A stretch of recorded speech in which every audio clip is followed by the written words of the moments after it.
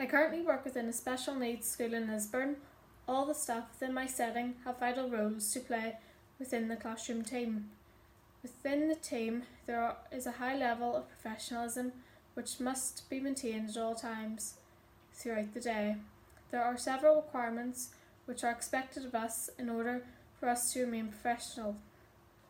From the report of the study of the children's early education and development, it is recommended that early years practitioners frequently reflect on their own practice in order for them to promote a self-evaluation culture. Within practice, I frequently engage in self-reflection practice, whether that may be reflection for action, reflection in action, or reflection on action. An example is parents' information afternoons.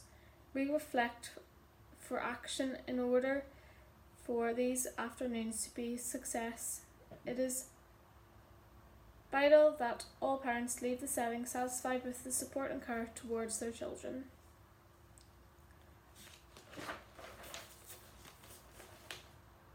I reflect in action during activities conducted during the day in regards to how the activity could be improved and better the child.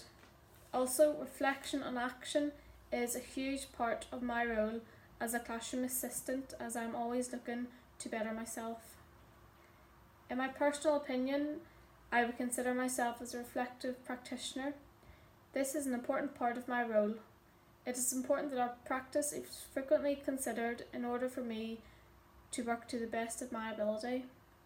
A way of doing this is taking the GIGS reflective cycle and COBE's learning and experiment into account in order to better my practice. Another crucial part of being a professional is attending regular training such as Team Teach, Child Protection and First Aid. Our training must be kept up to date in order to keep up with the latest changes, further our knowledge and expand on our current skills. Within my setting, our principal provides frequent training days in order to keep us up to date.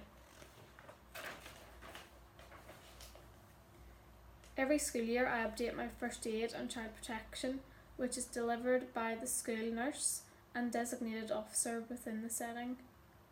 Within my setting, we have a high intake of students every year. Alongside the staff, I help mentor these students and provide support and guidance. Bandura's social learning theory suggests that children learn through observing and copying other people's behaviour, and so it is important that we staff provide positive role models to both students and children, as well as other staff. Staff within the early years settings must be open to change. The government are constantly changing and updating legislation frameworks, and there are several relating to the children should be treated and cared for. Some include the Early Years Foundation Stage and the Children and Families Act 2004. I have worked within the early years sector for a few years, and I am open to all these laws as it helps me remain professional. It is crucial that I have positive relationships with parents and carers as well as the other professionals too. This is important to make sure that children have the best start in life. The children's parents know their children best, and so it is important that we work in partnership in order for the children to grow, strive and reach their full potential. This is highlighted in the Early Years Foundation State Practice Guidance 2008, which highlights practitioners' key roles in relation to the positives of working in partnerships.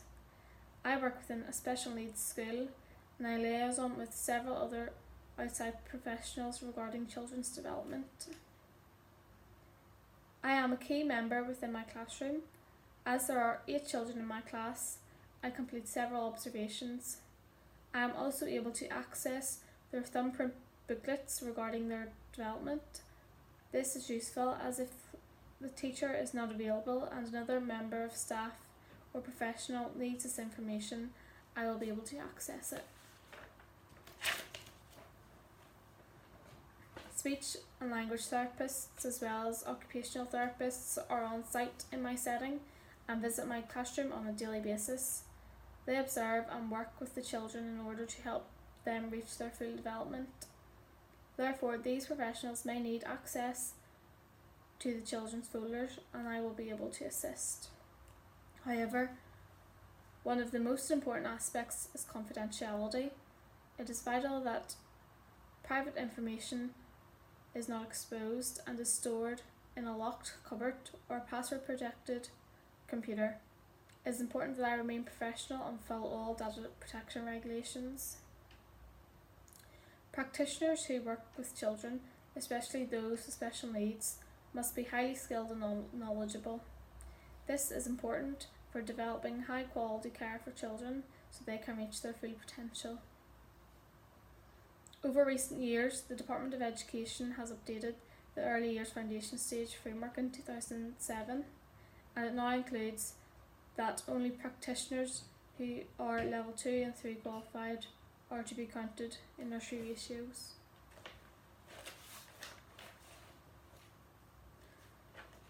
In my opinion, I consider this a positive change.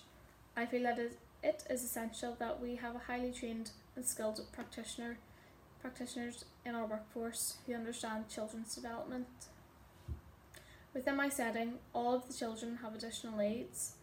I believe that all children have the right to education as seen in Article 28 of the UN Convention on the Rights of the Child, who state that all children with a disability have a right to education. Within my setting, we provide the children with activities that meet their individual needs and are treated equally and have a right to learn just like everyone else.